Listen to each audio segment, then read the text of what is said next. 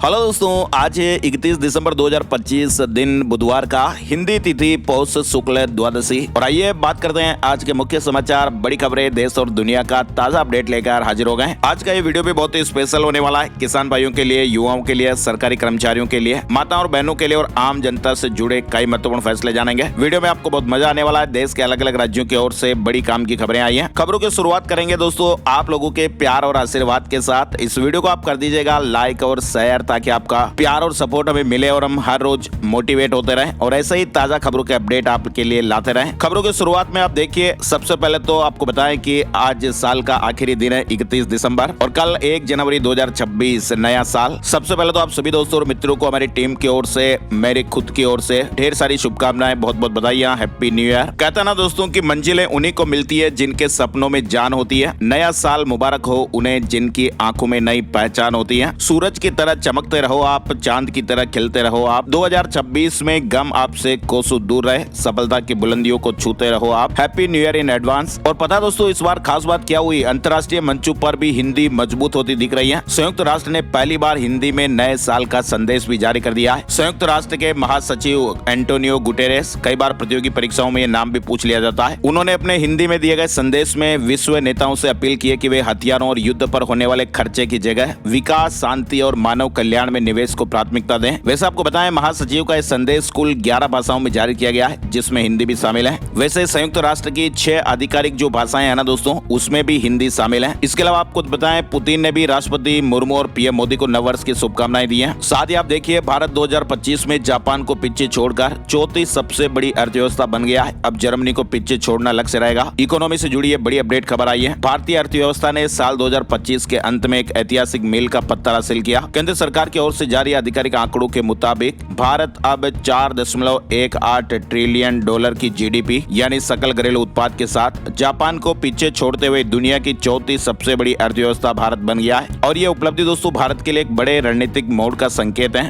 और ईरान में महंगाई के खिलाफ सड़कों पर हजारों लोग उतर आए हैं। 3 साल में सबसे बड़ा प्रदर्शन वहाँ पर देखने को मिल रहा है और वहाँ पर सेंट्रल बैंक के प्रमुख ने भी इस्तीफा दे दिया। ईरान में बढ़ती महंगाई और मुद्रा संकट के खिलाफ हजारों लोग सड़कों पर उतर आए हैं और ये पिछले 3 साल में सबसे बड़ा प्रदर्शन वहाँ पर बताया जा रहा है। वहाँ दोस्तों खाने पीने की चीजें और रोजमर्रा के सामान की कीमतें बहुत ज्यादा बढ़ गई हैं और दिसंबर में महंगाई दर वहाँ 42% से ज्यादा रही, जबकि खाने की चीजों की जो कीमतें हैं वो 70% से ज्यादा वहाँ पर बढ़ चुकी हैं। और इसी बढ़ती महंगाई के खिलाफ वहाँ पर हजारों की संख्या में प्रदर्शनकारी ईरान की सड़कों पर उतर आए। ईरान को लेकर अपडेट है। इधर राजस्थान के अलवर में एक 12 साल की बच्ची की खेलते खेलते जान चली गई। पिताजी ने कहा कि कोई बीमारी नहीं थी, समझ नहीं आया क्या हुआ। राजस्थान के अलवर में एक 12 साल की बच्ची की हंसते खेलते जान चली गई। राजस्थान में आप देखिए, एसिड अटैक पीड़ितों को प्राइवेट हॉस्पिटल में भी फ्री इलाज मिलेगा। जरूरत पड़ने पर प्लास्टिक सर्जरी की भी फीस नहीं लगेगी और मना करते हैं प्राइवेट हॉस्पिटल वाले तो फिर कार्रवाई होगी। राजस्थान में अब एसिड अटैक में घायल हुए व्यक्तियों के इलाज के लिए नई गाइडलाइन जारी हो गई है। अब सरकारी के साथ साथ प्राइवेट हॉस्पिटल संचालकों को भी पीड़ितों का फ्री इलाज करना पड़ेगा। इधर आपको बताएं, न्यू ईयर पर जोमेटो और स्विगी की सेवाएं ठप हो सकती हैं। 1 लाख वर्कर्स हड़ताल करने का प्लान कर रहे हैं। 31 दिसंबर को शाम के समय जोमेटो, स्विगी और ब्लिंकिट जैसे प्लेटफॉर्म को मुश्किल का सामना करना पड़ सकता है। Telangana gig and platform workers union और Indian federation of app based transport workers ने न्यू ईयर पर यह हड़ताल बुलाई है और ऐसे में हड़ताल को महाराष्ट्र, कर्नाटक, दिल्ली एनसीआर, पश्चिम बंगाल और तमिलनाडु के क्षत्रिय संगठनों का भी समर्थन मिला है। और यूनियन के नेता ये दावा कर रहे हैं कि इस हड़ताल के समर्थन में 1 लाख से ज्यादा डिलीवरी वर्कर्स या तो ऐप से लॉग आउट कर लेंगे या बहुत कम काम करेंगे। इधर आप देखिए, चीन ने स्टारलिंक कंपनी जो है ना दोस्तों, उसको नेशनल सिक्योरिटी के लिए बड़ा खतरा बताया है। अपने समुद्री क्षेत्र में स्टारलिंक यूज करने पर विदेशी जहाज पर एक्शन ले लिया गया। बिना लाइसेंस इस्तेमाल पर भी रोक लगा दी गई है। चीन ने अपने समुद्री क्षेत्र में एलन मस्क की कंपनी स्टारलिंक का इस्तेमाल करने पर एक विदेशी जहाज पर यह कार्रवाई की है। वैसे आपको बताएं, चीन में स्टारलिंक पर पूरी तरह से प्रतिबंध है, रोक है और कंपनी के पास वहाँ सर्विस देने का लाइसेंस भी नहीं है। वैसे आपको पता ही होगा, चीन एक ऐसा कंट्री है दोस्तों, वहाँ पर टेलीकॉम और इंटरनेट को लेकर कानून बहुत सख्त है और वहाँ पर विदेशी कंपनियों को बेसिक टेलीकॉम सर्विस देने की तक की इजाजत नहीं है। इधर रेल वन ऐप से जनरल टिकट लेने पर 3% डिस्काउंट मिलेगा। 14 जनवरी से ये नई स्कीम शुरू होने वाली है। भारतीय रेलवे ने रेल वन ऐप के जरिए जो जनरल के टिकट होते हैं ना, अनरिजर्व, ऐसे टिकट बुक करने पर किराए में 3% डिस्काउंट देने का ऐलान किया है। रेल मंत्रालय ने कहा कि ऑफर 14 जनवरी 2026 से 14 जुलाई 2026 तक यानी 6 महीने के लिए लागू रहेगा। इधर बड़ी खबर, सोशल मीडिया पर अश्लील कंटेंट को लेकर केंद्र की चेतावनी आई है और कहा कि कंपनियां इस तरह के कंटेंट पर रोक लगा दें, वरना फिर केस दर्ज किया जाएगा। और इसके अलावा यूजर के लिए भी अपडेट है कि यूजर भी सोच समझकर ही पोस्ट करें। केंद्र सरकार ने मंगलवार को सभी सोशल मीडिया प्लेटफॉर्म को इस तरह को लेकर चेतावनी जारी की है। इधर देखिए आप राजस्थान के कोटा से बड़ी खबर। कोटा में Vande Bharat sleeper train 180 kilometre प्रति घंटे की रफ्तार से दौड़ी। लोको पायलट ने 4 गिलास में पानी रखा। इतनी रफ्तार के दौरान भी गिलास में से पानी नहीं छलका।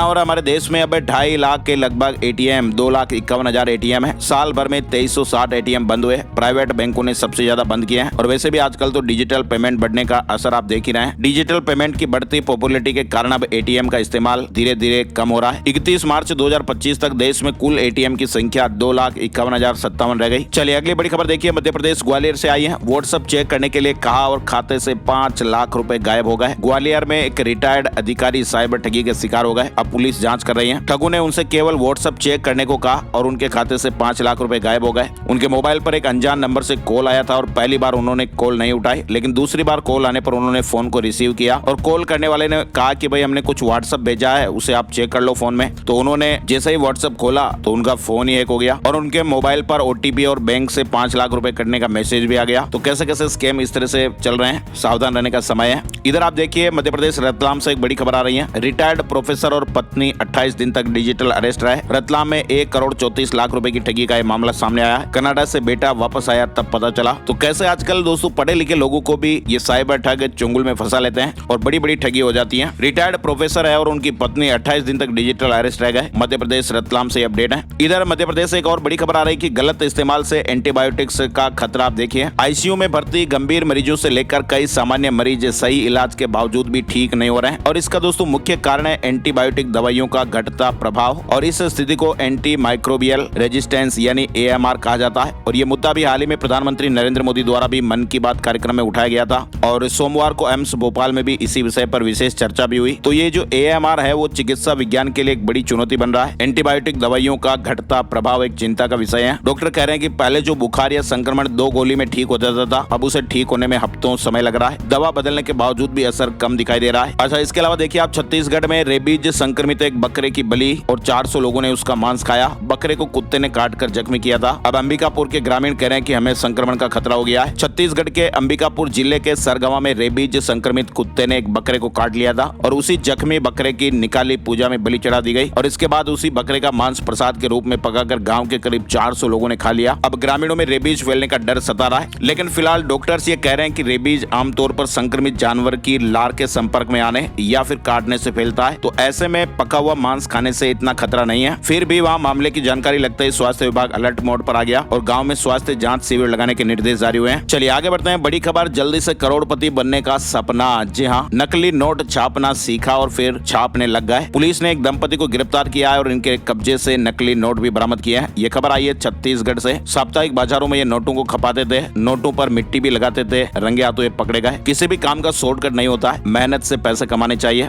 और इसीलिए दोस्तों मैं कहता हूँ ना कि किस तरह से आप भी घर बैठे YouTube चैनल के जरिए अच्छा खासा पैसा कमा सकते हैं। अगर आपके पास कोई स्किल है, टैलेंट है, तो आप अपना खुद का सोशल मीडिया प्लेटफॉर्म बनाकर और अपना टैलेंट दिखाकर अच्छी अर्निंग भी कर सकते हैं। और वैसे भी आजकल तो ऑनलाइन का जमाना है ना दोस्तों। तो मैंने एक ई-बुक बनाई है जो PDF फॉर्मेट में और उसमें मैंने साफ साफ लिखा कि मैं किस तरह से YouTube पर काम करता हूँ, क्या क्या मैं टूल इस्तेमाल करता हूँ और कैसे आप भी इस जानकारी के जरिए कुछ काम की बातें समझ सकते हैं जो आपके लाइफ में फ्यूचर में आगे काम आ सकती हैं। तो ये उन लोगों के लिए है जो कोई YouTube चैनल वगैरह चलाना चाहते हैं या YouTube चैनल चला रहे हैं, व्यूज वगैरह नहीं आते हैं, दिक्कतें आती हैं, तो उनके लिए ये ई-बुक है और इसमें बहुत अच्छी जानकारी मैंने अनुभव से लिखी है। newsstudiosoftware.com वेबसाइट है, इसका लिंक आपको डिस्क्रिप्शन में मिल जाएगा और कमेंट में मैंने पिन भी किया है, तो आप एक बार जरूर विजिट कीजिएगा। और मैंने पहले दिन जब इसका ऐड किया था तो कुल 16 लोगों ने इस ई-बुक को बाय किया। बहुत ही अच्छा रेस्पॉन्स रहा, बहुत बहुत धन्यवाद। ऐसे अपना प्यार और सपोर्ट बनाते रहिए, अर्निंग करते रहिए, लर्निंग भी करते रहिए, सीखते रहिए। फिलहाल दोस्तों बढ़ते हैं आगे। बड़ी खबर देखिए आप, काशी में 3 किलोमीटर लंबी बैरिकेडिंग देखने को मिली है। अयोध्या में पैर रखने तक की जगह नहीं। मथुरा के सारे होटल फुल हो गए, 30% तक किराया भी बढ़ गया। नए साल से पहले काशी, मथुरा, वृंदावन और अयोध्या में श्रद्धालुओं का जन सैलाब उमड़ पड़ा है और कई जगहों पर तो हालात महाकुंभ जैसे बने हुए हैं।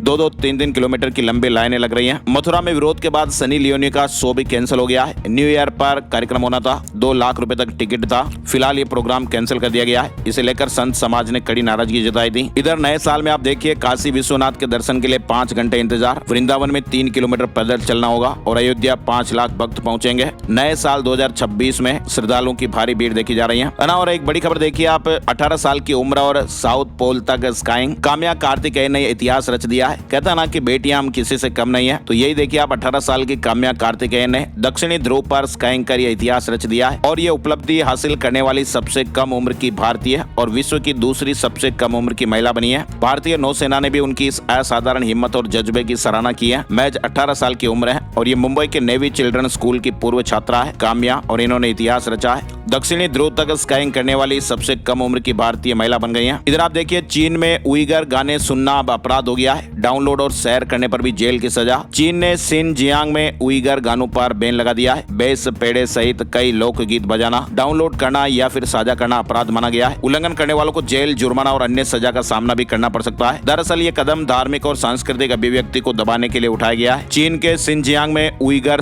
मुस्लिम समुदाय पर निगरानी और सख्ती लगातार बढ़ती जा रही है। इधर आप देखिए नए साल से पहले मां वैष्णो देवी में भी श्रद्धालुओं का सैलाब उमड़ा है। कटरा से भवन तक जय जयकारे गूंज रहे हैं। ठंड और लंबी चढ़ाई के बावजूद भी श्रद्धालुओं का उत्साह बरकरार है। श्राइन बोर्ड ने रजिस्ट्रेशन केंद्र भी खुले रखे हैं और RFID कार्ड भी अनिवार्य किया हुआ है। सुरक्षा के पुख्ता इंतजाम भी है। साथ ही आपको बताएं बांग्लादेश की पूर्व प्रधानमंत्री खालिदा जिया का 31 दिसंबर को ढाका में अंतिम संस्कार होगा। भारत की ओर से विदेश मंत्री एस जयशंकर उनके अंतिम संस्कार में शामिल होंगे। खालिदा जिया का लंबी बीमारी के बाद मंगलवार को 80 साल की उम्र में निधन हो गया। बांग्लादेश की पूर्व प्रधानमंत्री हैं। अना और PM मोदी ने कहा कि 2025 में भारत रिफॉर्म एक्सप्रेस पर सवार हुआ। सुधारों से विकास की रफ्तार तेज हुई। दुनिया हमें उम्मीद और भरोसे से देख रही है। PM मोदी ने मंगलवार को कहा कि साल 2025 को ऐसे साल के रूप में याद किया जाएगा जब भारत ने बीते 11 सालों में किए गए सुधारों को आगे बढ़ाया। PM मोदी ने कहा कि देश में किए गए नए और आधुनिक सुधारों से विकास की रफ्तार तेज हुई है। इधर बड़ी खबर देखिए 2026 में भारत और पाकिस्तान युद्ध संभव, अमेरिकी थिंक टैंक का ये दावा है। कश्मीर में आतंकी गतिविधि वजह बनेगी। दोनों देशों ने हथियारों की खरीद बढ़ाई है। सलमान की फिल्म बैटल ऑफ गलवान पर चीन में नाराजगी। सलमान खान की आने वाली फिल्म बैटल ऑफ गलवान को लेकर चीन में आलोचना शुरू हो गई है। फिल्म के सीन को हकीकत से अलग बताया जा रहा है। इधर देखिए आप इंडिया विमेंस ने तीसरी बार 5-0 से T20 सीरीज जीत ली है। श्रीलंका को 15 रन से 5वां मैच भी हरा दिया। सोने चांदी के भाव में आप देखिए 5 दिन चढ़ने के बाद चांदी की कीमत 3111 रुपए गिर गई। कुल मिलाकर सोने और चांदी के दामों में गिरावट रही। 10 ग्राम 24 कैरेट सोने का दाम 2182 रुपए गिरकर 1,34,599 रुपए पर आ गया। चांदी की कीमत 3,111 रुपए गिरी और ये 2,32,329 रुपए प्रति किलोग्राम पर रही। इस साल सोना 76% और चांदी 169% महंगी हुई है। चलिए बड़ी खबर देखिए आप भारतीय सेना के ध्रुव NG हेलीकॉप्टर में आम नागरिक भी सफर कर पाएंगे। उड्डयन मंत्री नायडू ने हरी झंडी दिखाई। मेडिकल, इमरजेंसी, पर्यटन और आपदाओं में इसका इस्तेमाल होगा। दिल्ली में अब ऐसे अपराधों के लिए नहीं होगी जेल। रेखा गुप्ता सरकार ने जन विश्वास विधेयक को मंजूरी दे दी है और इसका उद्देश्य यही है कि छोटी छोटी गलतियों पर लोगों को जेल भेजने से रोकना। ये विधेयक कानूनी अनुपालन को आसान बनाएगा और छोटे उल्लंघनों को अपराध की श्रेणी से बाहर करेगा। इधर दिल्ली NCR में घना कोहरा, भीषण ठंड और वायु प्रदूषण का ट्रिपल अटैक जारी है। लो विजिबिलिटी के चलते 128 उड़ानें रद्द हो गई। 100 से अधिक ट्रेनें देरी से चली। कोहरे के साथ साथ दिल्ली की हवा भी काफी प्रदूषित रही। AQI 400 के पार पहुंच गया और पूरे उत्तर भारत में अगले कुछ दिनों तक राहत के आसार कमी है। फिलहाल मौसम विभाग ने यात्रियों और बुजुर्गों को सावधानी बरतने की सलाह दी है। इधर बड़ी खबर देखिए सुप्रीम कोर्ट ने न्यायालय के कामकाज में सुगमता और त्वरित न्याय सुनिश्चित करने के लिए एक नई SOP जारी की है और इसके तहत वकीलों द्वारा मौखिक बहस और लिखित दलीलें पेश करने की समय सीमा तय की गई है। इस प्रक्रिया का उद्देश्य न्यायिक व्यवस्था में तेजी लाना, यानी अब वकीलों के दलील रखने की समय सीमा तय होगी। नए साल से सुप्रीम कोर्ट ये बड़ा बदलाव करने जा रहा है। ईरान में आर्थिक भूचाल भी आ रहा है। देखिए आप $1 का भाव 14 लाख रियाल के बराबर हो गया। ईरान में आर्थिक संकट गहरा गया है। डॉलर के मुकाबले रियाल का मूल्य अपने सर्वकालिक निचले स्तर पर पहुंच गया है। महंगाई वहां पर चरम पर है और व्यापारी वर्ग भी अब सड़कों पर उतरने की तैयारी में है। राजस्थान से जुड़ी बड़ी खबर देखिए आप राजस्थान में नए साल पर यह बड़ा तोहफा मिलेगा। नई गाड़ी खरीदने पर टैक्स पर 50% की बड़ी छूट मिलेगी। स्क्रैपिंग नीति से जुड़ा अपडेट है। राजस्थान में वाहन स्क्रैपिंग नीति 2025 लागू होने से 2026 में नए वाहन की खरीद पर मोटर वाहन कर में 50% तक की छूट मिलेगी। इधर आप देखिए जयपुर में 7,000 रुपए वाला कमरा 24,000 रुपए में मिल रहा है। श्रीनाथ जी मंदिर में भी पैर रखने की जगह नहीं। खाटू श्याम जी में भी दर्शनों के लिए लंबी लंबी कतारें लगी हुई है। PM मोदी जनवरी में रिफाइनरी का उद्घाटन करेंगे। राजस्थान में 15 साल से पुराने वाहन स्क्रैप किए जाएंगे। SOG और ATS के पुलिस कर्मचारियों को 25% अधिक सैलरी मिलेगी। दरअसल भजनलाल सरकार की कैबिनेट बैठक मंगलवार शाम को हुई थी और इस बैठक में इस तरह के कई महत्वपूर्ण फैसले लिए। इधर राजस्थान के जयपुर में निर्जा मोदी स्कूल की मान्यता रद्द कर दी गई है। अमायरा के मामले में ये बड़ा अपडेट है। CBSE का एक बड़ा एक्शन। नए एडमिशन भी नहीं होंगे। 10वीं और 12वीं के छात्र बोर्ड परीक्षा दे पाएंगे। इधर राजस्थान के टोंक में आप देखिए 200 साल पुरानी टोंक की सुनहरी कोठी में अब टिकट मिनट से एंट्री मिलेगी। राजस्थान में 31 दिसंबर को बारिश की चेतावनी दी गई है। राजस्थान में कड़ाके की सर्दी के बीच 2 दिन बारिश की चेतावनी है। उत्तर भारत में सक्रिय होते एक वेस्टर्न डिस्टर्बेंस के कारण 31 दिसंबर को राजस्थान के 11 जिलों में बारिश की संभावना है। 1 जनवरी को घने कोहरे और हल्की बारिश का भी अलर्ट रहेगा। 31 दिसंबर को इन जिलों में बारिश का अलर्ट रहेगा। जैसलमेर, जोधपुर, बीकानेर, गंगानगर, हनुमानगढ़, चूरू, सीकर, नागौर, बाड़मेर और जालौर कुछ भागों में हल्की बरसात हो सकती है।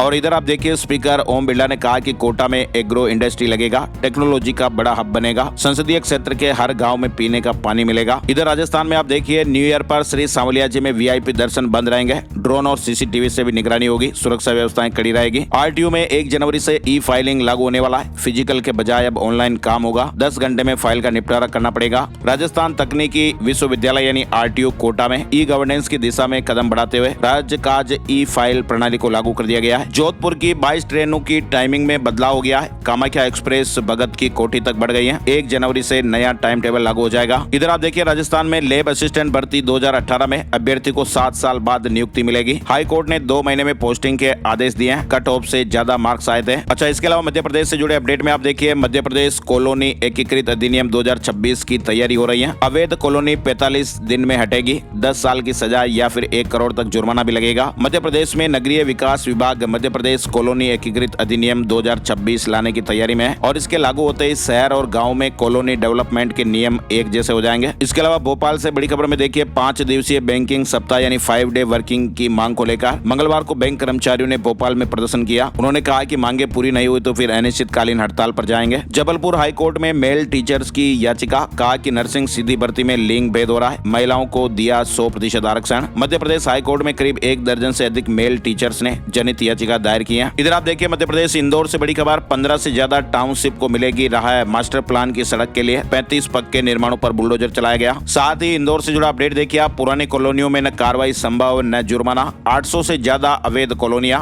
647 तो नगर निगम सीमा में आ रही हैं। 437 पर सरकारी विभागों की आपत्ति। यानी मध्य प्रदेश में सरकार जो नए नियम ला रही है ना, वह पुरानी अवैध बसाहटों कॉलोनियों से इन पर कोई असर नहीं होने वाला है। इंदौर में चंदन नगर, आजाद नगर, द्वारकापुरी, प्रजापत नगर, परमाणु नगर समेत ऐसी 500 से ज्यादा कॉलोनियां जिन्हें अब हटाया नहीं जा सकता। और इसके अलावा 647 नई अवैध कॉलोनियों के मामले भी मंजूरी के लिए कतार में है और 434 कॉलोनियां तो ऐसी है जिन पर सरकारी विभागों की ही आपत्ति है। साथ ही आप देखिए, मध्य प्रदेश में 2029-30 तक 26,000 गाँव तक डेयरी का विस्तार होगा। दूध उत्पादन भी रोजगार का एक बड़ा आधार बनेगा। इधर छत्तीसगढ़ में न्यू ईयर सेलिब्रेशन में सड़क पर स्टंटबाजी, केक काटने पर सरकार सख्त हो गई है। छत्तीसगढ़ पुलिस नए साल के जश्न को लेकर हाई अलर्ट पर है। नए साल की पार्टियों में रात 10 बजे के बाद डीजे बंद करने के भी आदेश जारी किए गए हैं। इधर छत्तीसगढ़ में डी.एड कैंडिडेट 6 दिनों से आमरण अनशन पर बैठे हुए हैं। 30 की तबियत बिगड़ी, 6 से ज्यादा एडमिट हो गए और वो कह रहे हैं कि अब तक कोई भी प्रतिनिधि मौके पर नहीं पहुंचा है। छत्तीसगढ़ सहायक शिक्षक भर्ती 2023 को लेकर डी.एड कैंडिडेट्स में नाराजगी है।